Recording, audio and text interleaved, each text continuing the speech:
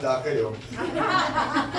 Alden, Dennis, dapat tandaan nyo na. We look forward to being part of the show.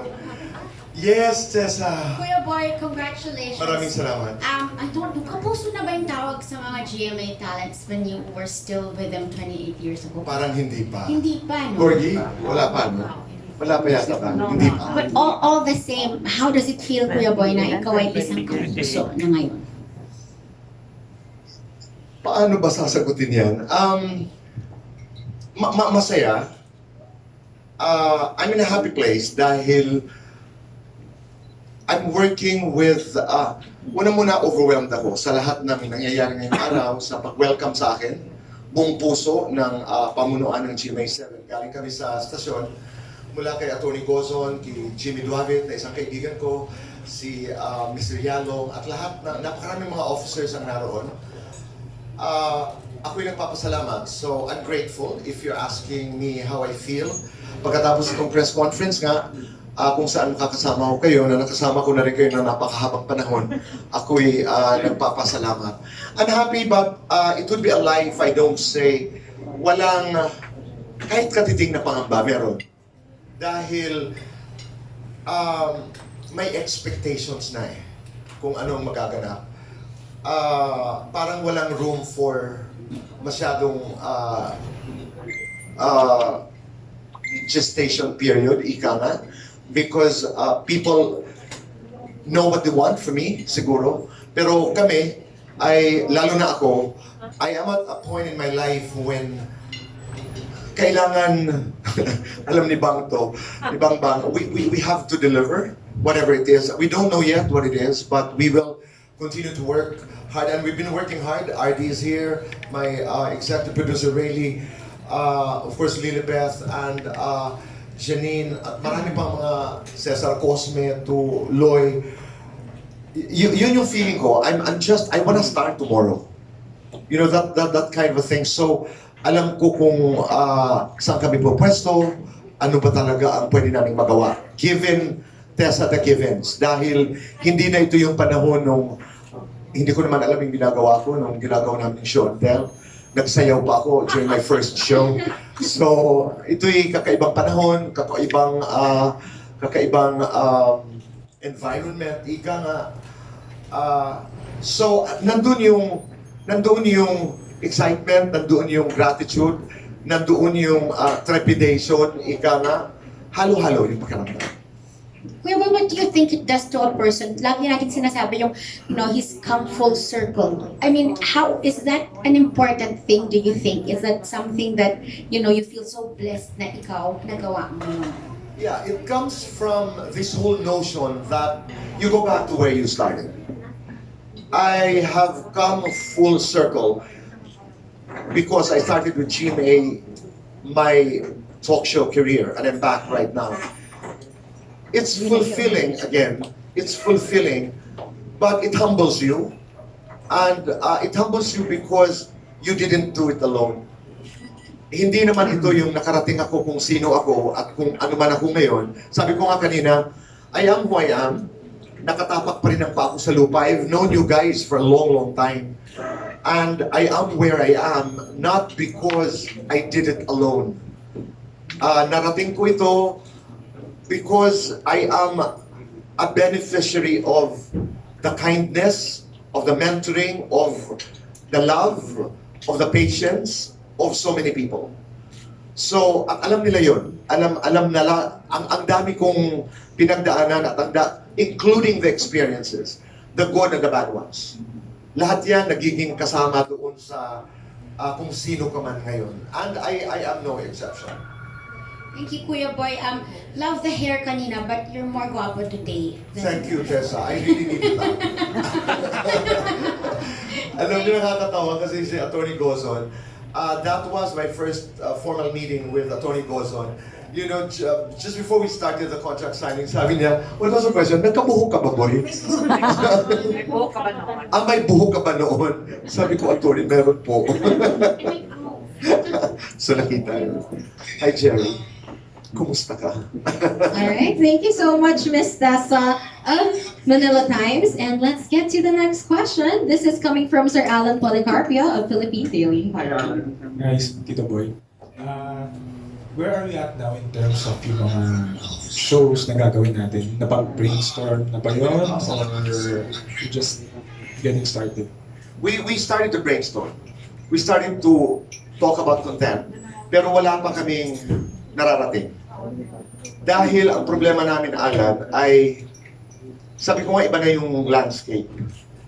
Ang artista ngayon, pag may gustong ibalita, nagpo-post lang. Some start with a cryptic post until it becomes a story. Others would directly post, buntis ako, galit ako.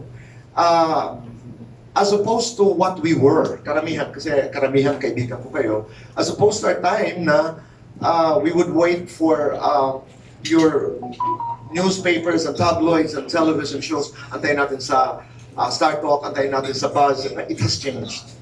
Everybody has become an active participant in the business of news, lalo na in the celebrity business. So doon kami nahihirapan because the challenge is, what do we do? Ano bang equity natin? Ano bang mai-offer natin para tayo'y panoorin? So nandun kami sa questioning stage because this has to be done well and this has to be done deliberately. Pero meron ding hati na eksperimento kasi you wouldn't know what works until you're there. Bukas lang kami na ito yung balak, dito tayo mag-umpisa, pero pakikinggan natin kung ano ang tanggap, kung ano ang response halimbawa ng audiences, and then alam natin kung aatras tayo, liliko, o abante. You know, it's that kind of a game. Oo, kasi hindi sila na rin mga artista na nag-i-interviewan. Correct. But we have to find out kung anong kulang. Halimbawa, sabi ko nga sa aking mga bosses, kina Janine, Kibang, Nalilibeth, ano ba ang ginagawa ngayon? Kailangan aralin, di ba? What's happening in the environment now? Yes, there is analysis, but are we happy with the analysis? Sino pagkakatiwalaan natin? Meron namang komentaryo. Halimbawa, but who are the commentarists that we listen to? So, aaralin natin at ano ang pinapanood. Gigit na ba tayo? Uuna pa tayo? O makikiramdam tayo? So, the dynamics in terms of reporting, in terms of, halimbawa, let's focus on the entertainment reportage, na bago na rin eh. So, yun ang aaralin namin, Alan. Yun ang aaralin namin quick. Kailangan mabilis. But as an interviewer now in GMA, is there any particular celebrity or personality na high on your list? Whose story intrigues you? I have someone very, very high, actually. This is a confession. I haven't spoken to my bosses and to the people I'm going to work with. Nakakatuwa lang, Gordy. Bago ko sagutin yan, nakakatuwa lang, Gordy, kasi director ko si Romel. Gacho, who was my executive producer when I was doing Startup. My executive producer was my segment producer on Startup, si Rayleigh. You know, our consultant for the, what's the title ba? Talk division ba tayo? Comedy? Your division? Is Bang. Bang Arispacochaga was my first executive producer when I did show and tell. Wala akong kamuang-muang, hindi ko to pala, wala akong alam. Janine was our production manager for Startup. So I'm working with people I know. And I value relationships at hindi ako nagsunog ng tulay. Kahit sabihin pa natin sa ABS-CBN, kinausap ko ba that's going ahead of the story. But going back to who is high on my list, just before we started this press conference, hindi ko talaga matiis. I had to call Mike Enriquez. He took my call. I will not, you know, it was a very private conversation, but I'm really hoping, he's a very dear friend of mine. Hindi ko man nakikita si Mike na kasing dalas ng gusto ko dahil hindi lamang sa magkahiwalay kami ng tahanan noon. Pero he has been a friend, a constant friend. Minsan may pinag-uusapan kami, minsan wala. Minsan, just to say, like today, sinabi ko lang, Mike, nandito na ako, nagbabalik. Sabi sa akin, Saan? Nagbabalik. Obviously, he is not. And he was not watching television. So sabi ko, nagbabalik ako sa Channel 7. Sabi ko, and I could not imagine not letting you know. I mean, considering my relationship with Mike. At ang sabi ng aking kaibigan, I would not have forgiven you had you not called me. So he's really high up there. I know this is an entertainment show, but yeah, I mean, the boundaries in terms of interviews have been blurred. So, yun. And of course, I'm going to go for the heart evangelistas of this world and the beautiful Marian, Rivera, and I'd love to do Main and Arjo together. I'd love, mga pangarap ng ito, I'd love to be able to do the younger artists na hindi ko pa masyadong kilala, the Julie San Jose's, the Barbie Fortezas. They were in my class because when I was with ABS-CBN, I would give hosting classes for GMA artists. So I knew them from that encounter, from that engagement. Sino pa? I'd like, marami akong high on my list, mga highs on my list. I'd love to be able to do Carla Abellana. Popoy, if you're watching, let's talk. Maninikluhod ako. I'd love to be able to do an interview with Alden. Alden is an old friend of mine. I've known him even before he got into the business. Tom Rodriguez. The sexy Dennis Chilio. Para sa akin yun ang gwapo. And Jen, ito'y walang mali siya. Of course, I'd love to do an interview with Jen. I'd love to do an interview with Paulo Contes. And many others. Sino pa bang mga top of mind? Wow. Yun more or less. We can start there. Pero kung nanonood ka hard, Marian, they know I'd love to start with them. Kailangan ko ng tulong nila, tatanggapin ko yun. But I'd like to be able to do meaningful and fun conversations with them. Lastly na, Tito Boy, at a time na a lot of people are pivoting toward digital media, why do you insist, or why do you still want to return to television? I believe in the power of... It's an entirely different power. I believe in the magic of television. Alam, ang training ko kasi television. So, hinahanap-hanap ko talaga. Hinahanap ko talaga yung disiplina siguro.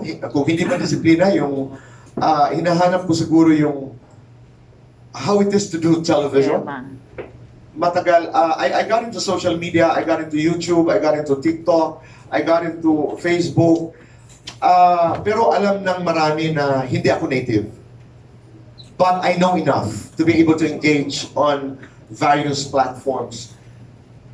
Pag gumagawa nga ako ng YouTube, 3-cam setup ako eh. Oo, sanay ako doon sa ganung... hindi ko sinasabi that one is more or less than the other. Mas kilala ko lang ang television. And I wanted to go back to television. I wanted to go back to what I used to do. Thank you, Tito Boy. Salamat. Congratulations. Thank you. Thank you so much, Sir Alden Policarpio. What an insightful conversation. And we also have questions from Sir Gorgie Rula of PEF. Good evening, Kuya Boy. Kay Ma'am LGR po muna gusto ko sanang tanungin. Tinuro ka agad ako. Hindi, Ma'am, kanina nga ako, kasi nasimulan na rin lang ni Alan. Sa gitna po ng napakaraming talk shows sa YouTube. So ano ho ba ang naka-line up? Meron ho ba kayo pwedeng ma-share na line up na shows for Kuya Boy? Meron, yung kinikwento ni Kuya Boy. Yun ang una namin gagawin, yung kinikwento niya.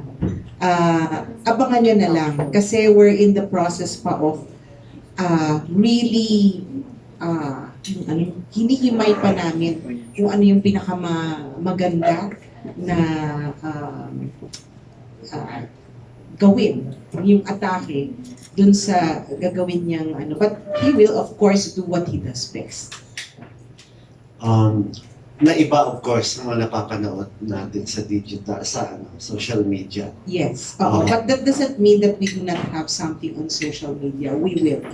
Definitely. It's going to be part of what we will offer. Opo. May nagpatanong din, ma'am. Eventually daw po ba ay magkakaroon ng executive position si Kuya Boy? O yung show na? Mag-a-apply ako po. Tanong natin sa boss ko. Di, pero sasagutin ko yan, Boy. Kanina, when I met Thanks, executives, like, si Oli kasi has projects, no? If I can talk about Yes. it. Meron siyang master classes. Ngayon, we had an exchange of text messages. At ang sabi ko nga, that one I'm interested in, yung kanyang master classes. Dahil maganda. At saka, noong, I was talking about how some master classes started in other institutions.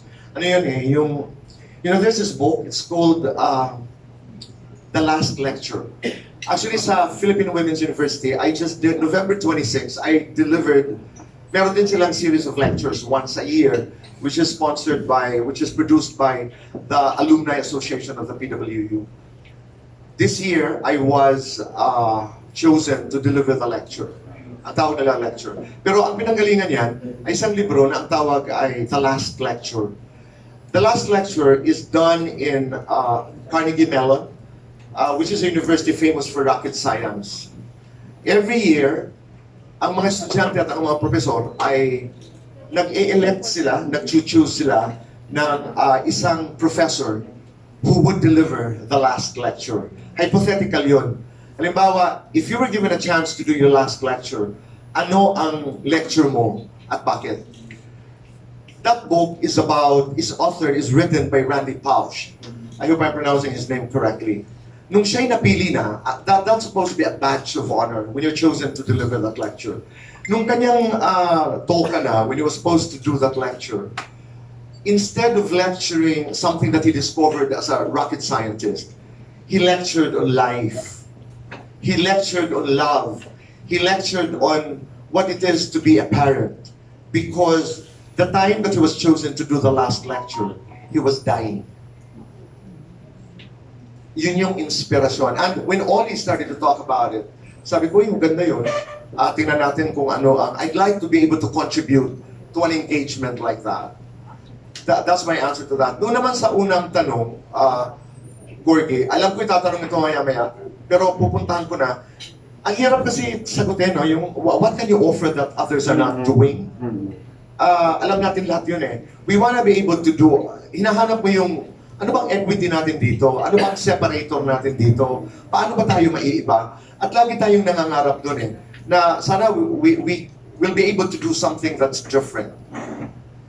We will. Hindi ako hiwalay doon sa linyang yun. Pero, katulad ng paliwanag ko nga kay Alan kanina, ano ba ang equity ko na hindi pwedeng mawala doon sa anumang show ang gagawin namin? That show must have an interview. Kailangan may interview. Paano maiiba yung interview na yan sa lahat ng mga interviews? Siguro my body of work will be able to show that. Pangalawa yung, hanggang ngayon, Gorgie, nagbi-brainstorm kami nila RD, nagbi-brainstorm kami ng ano ba ang mga pwede pa natin magawa. Sabi ko, I'd like to be able to invent interview tools. I'd like to be able to discover interview styles. Katulad ng paglalaro ko ng konsepto ng startup, ng fast talk, rather. How it came about until dumikit sa masang Pilipino. How I came about with the interview tool that I used on startup, ang mahiwagang salamin. So, yun, doon kami ngayon, kaya sinasabi ni Lilibeth na we will be there, but hihimayin muna namin. Hihimayin muna namin. And then, alam namin yung gusto naming puntahan at nanggagaling din kami doon sa marami na nating karanasan sa paggawa ng talk show. Kaya ang hirap sabihin, 1, 2, 3. That's where she's coming from. And I am coming from. At sa tingin ko, Kuya Boy, yung akin na na-obserbahan, gusto ko talaga ng GMA na bumalik kasi wala pa nga silang maisip na show, kinukuha ka na nila. Maraming salamat. At meron na ring sweldo. pumatak na. Hindi. Ito na, ayun nga ako yung boy, diretso ko na din yung tanong. Sa'yo po, saan kayo mas nahirapan? Negotiation sa GMA o yung pagpapaalam sa kabila? Pareho. Pareho. Hindi dahil sa yung negosasyon namin sa GMA 7 was difficult. Inabutan kami ng COVID kasi just to be very clear, we started talking pre-COVID pa to. Matagal. Can I say that? I mean, yun naman ang totoo talaga. Oo, pero ang usapan namin noon was kumustahan, libre ka na ba? And then we would forget about it, and then we would just joke about it, and then we would have Paramdaman muna. pakiramdaman at saka magalang. Oo, yun yung difficulty doon. Nangyari ang COVID. Goodbyes are hard, Gordy, in any language. Saying goodbye. Lalo na sa personalidad na katulad ng nating marami. Ayaw natin makasakit. Pero ako, nakipag-usap ako ng mahusay, nagpaalam ako ng mahusay, at nagbabalik ako ng mahusay. Yun lang po. Thank you. Thank you. Thank you so much, Sir Gorgie. And wow, okay, so a lot of insightful questions. And of course, I just have to say, from every media call that I have hosted, ang dami talagang insightful answers ni Tito Boy. And I'm sure that a lot of people are excited to see the stories that you guys will writing about this MediaCon. And with that, we end this evening. Marami pang opportunities, panigurado, kung saan. Ay, may magtatanong bago pa. Ay, okay. Sorry, off the list. Okay. We would love to hear more. Okay, who will be Then asking next? naalala ko lang po yung boy kasi the last time na na-interview ka namin ni Rayleigh, last episode ng Star Talk, nag-iiyak kami noon, nag-iyakan tayong lahat, diba? Na siguro na sa isip ni Rayleigh, wala siguro sa isip niya na mag-iipi siya ulit sa'yo. Totoo. Yes, yun lang po. Sir Jerry daw po, tatanong. Alright. Kuya Boy, Jerry. simple lang yung question kong una sana. Kumusta ka? Kaya lang ang daming halo-halo yung pangungumusta na yun eh. Kumusta? Kita naman masaya, kamite. Kumusta may mga perlas kang ganyan para sa health.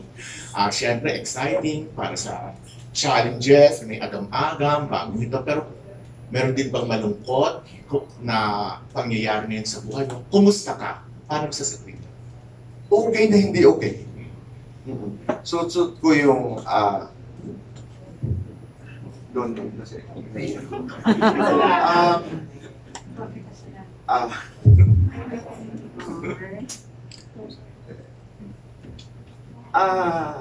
wow.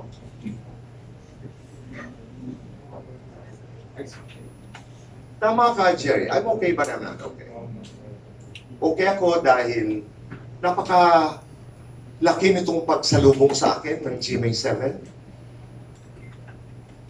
I am deeply, deeply grateful. Mula kay Atty. Gozon, kay Lilibeth, hanggang kay RD, kay Cesar Cosme na nakasama namin sa mga meetings, kay Loy, kay Bang, kay Janine, lahat. Kay Rayleigh, Romel. I'm okay. And I am honored. I'm deeply honored by the welcome that I have been given. I'm deeply, deeply honored. But I'm not okay. I'm not okay dahil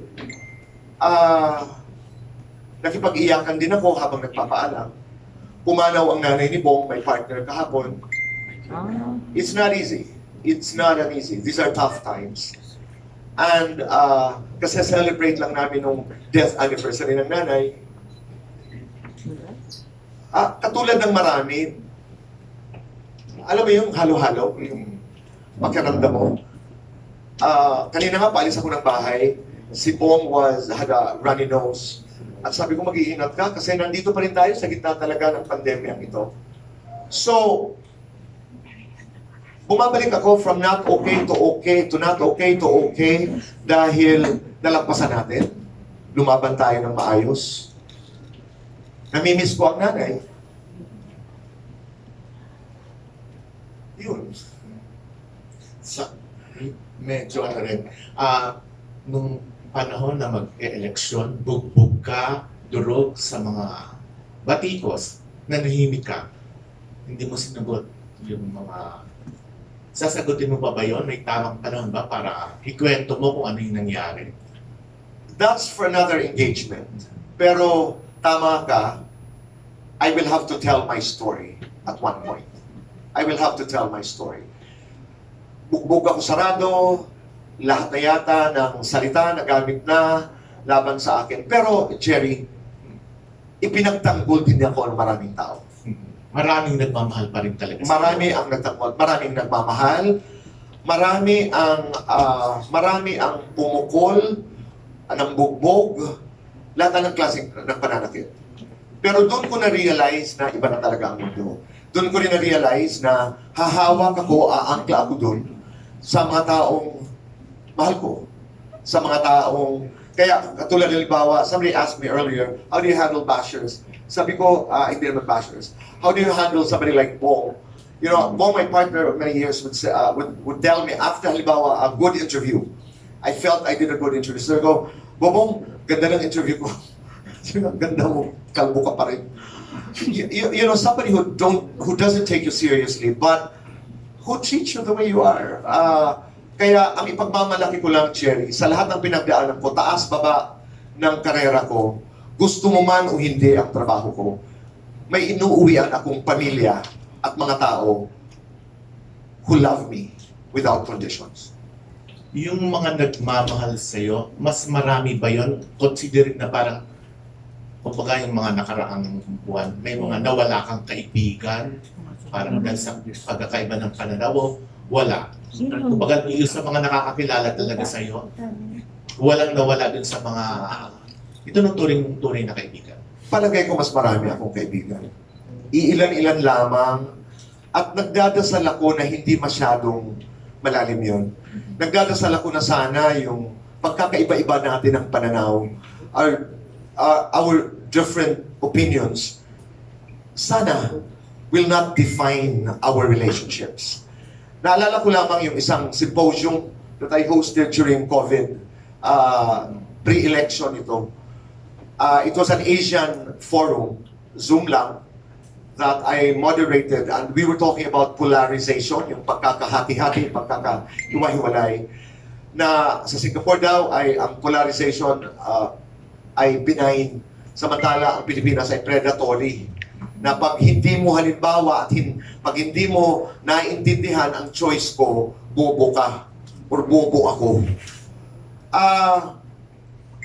Palagay ko bahagi ito ng paglalakbay natin towards, let's say, political discourse, mature political discourse, or mature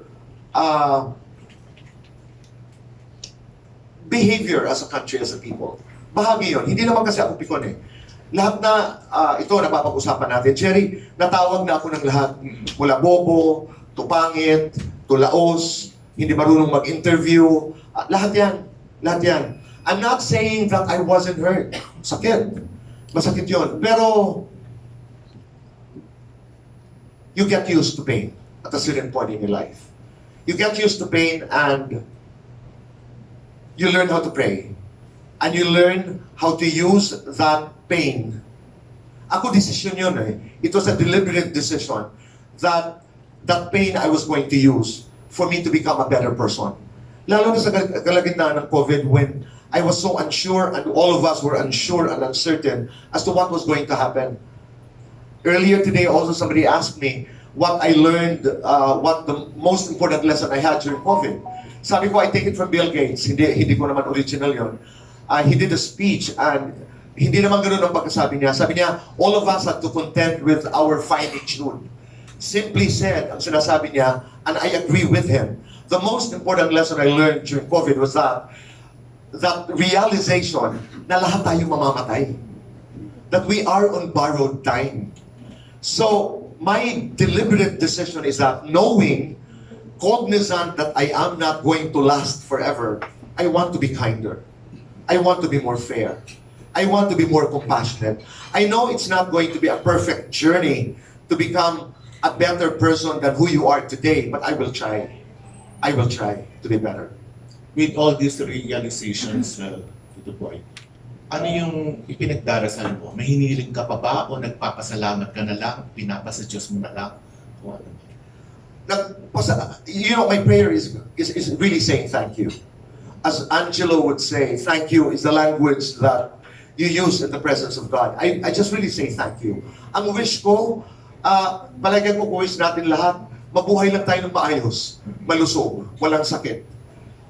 Pumapangalawa na lahat yung sana maging matagumpay ang aking palabas sa GMA7. Sana hindi ako masyadong bugbugin ng mga hindi nakakakilala sa akin, na wala akong utang na loob at marami pang iba. At kung ano-ano pang masasakit na mga salita. How do I handle that? Hindi naman ako nagbabasa. Hindi talaga ako nagbabasa. I have a very strong support system that gives me fair, honest feedback. Salamat, Kuya Boy. Salamat, sa iyong sir. kindness, generosity, sa lahat-lahat na all these years. Same here. Maraming salamat, Sir. Thank you so much, Sir Jerry. Apologies for